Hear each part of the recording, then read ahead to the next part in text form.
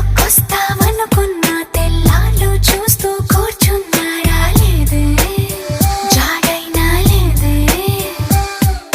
రెప్పల బయటే నేనున్నా, అవి మూస్తే వద్దామనుకున్నా పడుకోవే.